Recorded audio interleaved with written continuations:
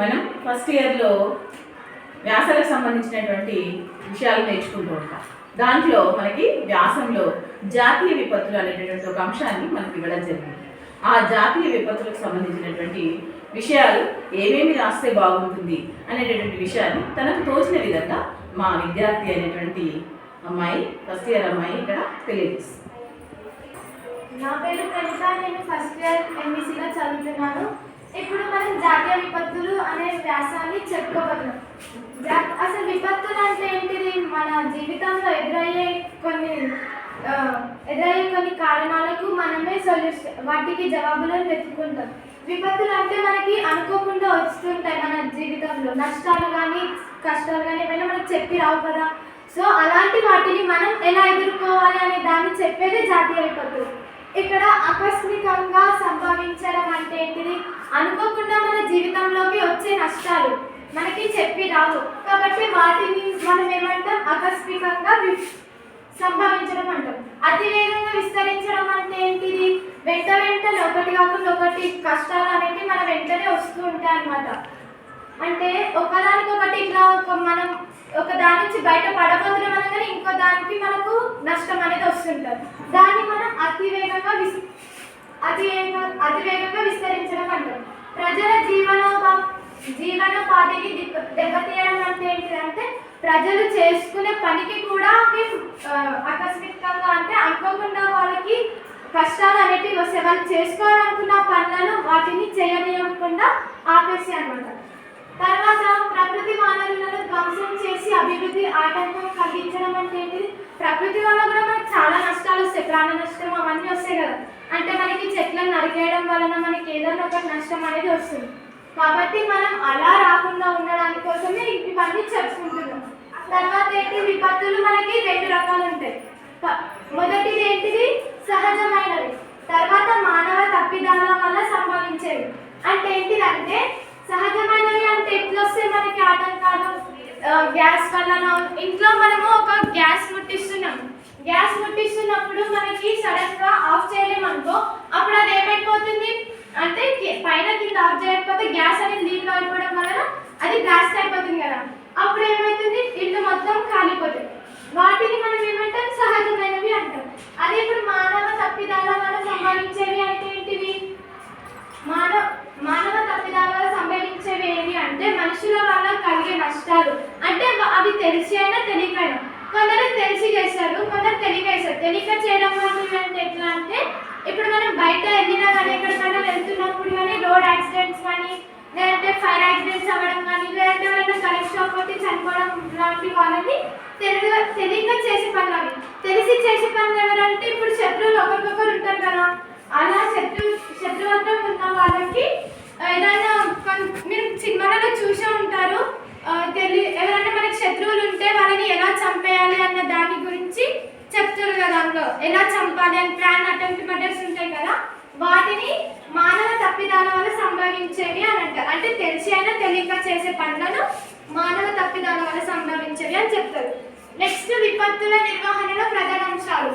First one ఏంటిది? సంసిద్ధత. సంసిద్ధత అంటే ఏంటి? విపత్తుల నుంచి మనం ఎలా ఎదుర్కోవాలి అంటే ఇప్పుడు మనకు ఒక కష్టం వచ్చినా మనం అలానే ఉండలేము కదా. సో వాటిని మనం ఎలా ఎదుర్కోవాలి, అవి మనకు ఎదురైనా కానీ మనం వాటికి ఎదురుగా పోరాడాలి. దాన్ని మనం సంసిద్ధత అంటాం. అది ఉపశమన చర్యలు అంటే ఏంటిదంటే సంగ్రహంగా వాటికి తోడ్పడుతుంది అనమాట. వాటిని తగ్గించాలి మనం. దేనిని? విపత్తులను. అవి మనకు ఎదురొచ్చినా కానీ మనం వాటిని తగ్గించుకుంటూ పోవాలి. కానీ పెంచుకుంటూ పోతే మనకి అది అనేటిది ఇంకా నష్టాలు వస్తూనే ఉంటాయి మన జీవితంలో. నెక్స్ట్ సహాయక చర్యలు అంటే ఏంటిదంటే మనం చాలా చూస్తూనే ఉంటాం బయట వాటిని. అంటే బయట కొందరు అడుక్కు తినే వాళ్ళు ఉంటారు, వాళ్ళకి మనం సహాయం చేయాలి. మనం మానవత్వం ప్రకారం మనం మనిషికి సహాయపడతారు కానీ ఇంకెవరు సాధ్యపడరు కదా. కాబట్టి మనం మనుషులకే సహాయం చేసుకోవాలి, అది పెద్దలైనా ఇంకెవరైనా సరే. తర్వాత పునరావాసం అంటే రుణాలను వీటిని తీర్చాలి. మనం పెద్దలు ఎవరైనా కష్టాలు ఉంటే వాళ్ళకి మనం మంచి చేయాలి, లేదంటే ఇంకెంతకన్నా దానం అని ఏమైనా చేయాలి. కానీ వాళ్ళు అంటరాని వాళ్ళు అని అది ఇది మనకి కుల భేద మతాలు అవన్నీ ఏమి ఉండొద్దు దీంట్లో.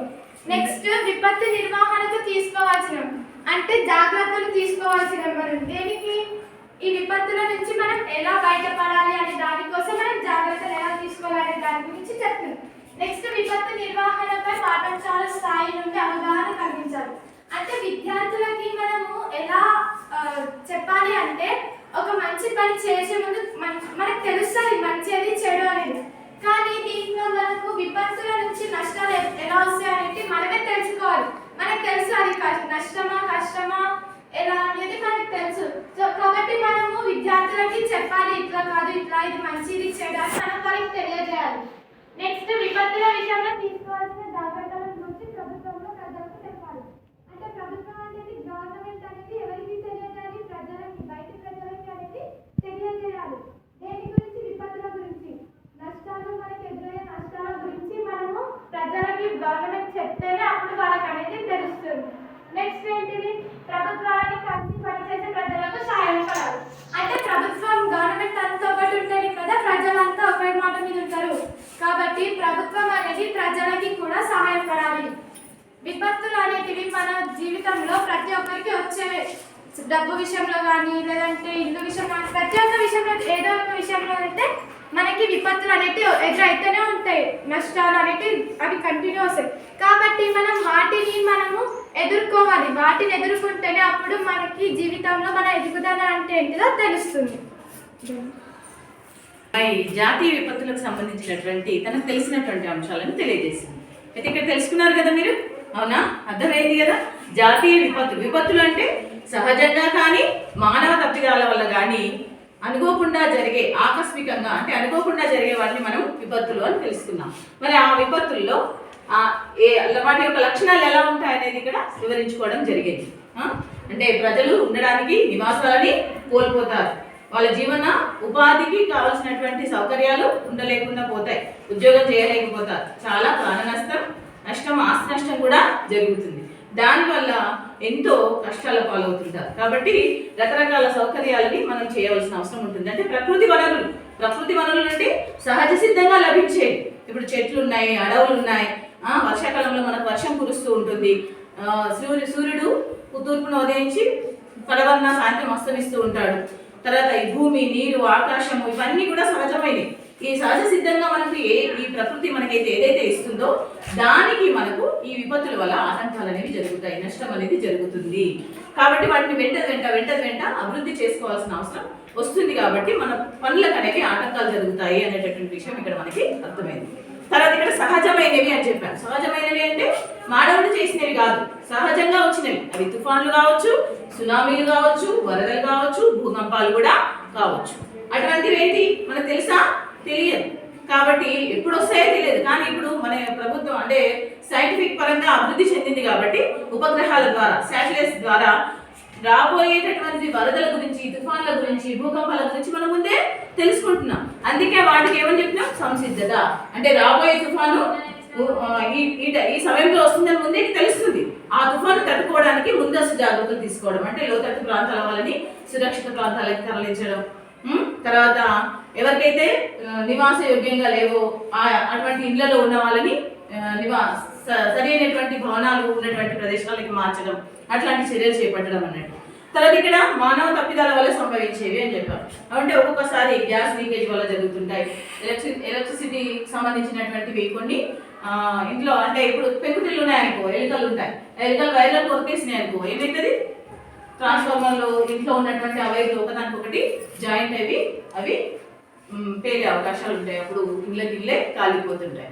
ఇంకా ఇట్లాంటి రకరకాల, ఇప్పుడు మొన్న వచ్చింది కరోనా, అంతకుముందు రకరకాల పుష్టి వ్యాధులు, పక్షవాతాలు, ఇట్లా రకరకాల వ్యాధులు అనేవి వచ్చాయి.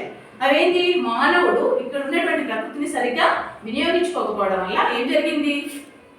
వాతావరణ కాలుష్యం ఏర్పడి ప్రజలందరికీ రకరకాల వ్యాధులు అనేవి సంభవిస్తున్నాయి. అది మన చేతులారా చేసుకుంటున్నాం. కాబట్టి వాటిని చేసుకోకుండా జాగ్రత్తగా పర్యావరణాన్ని రక్షించుకోవాల్సిన బాధ్యత మనకుంది అనేటటువంటి విషయాన్ని ప్రభుత్వాలు ప్రతి ఒక్కరికి తెలియజేస్తూ కార్యక్రమాల్ని నిర్వహించి సభ ప్రాంగణంలో ప్రతి ఒక్కరికి ఈ విషయాన్ని అర్థం చేయించినట్టయితే మనకి జాతీయ విపత్తుల వల్ల కలిగేటటువంటి నష్టాలని కొంతవరకైనా తగ్గించుకున్న వాళ్ళం అవుతాం. సరేనా? ధన్యవాదాలు.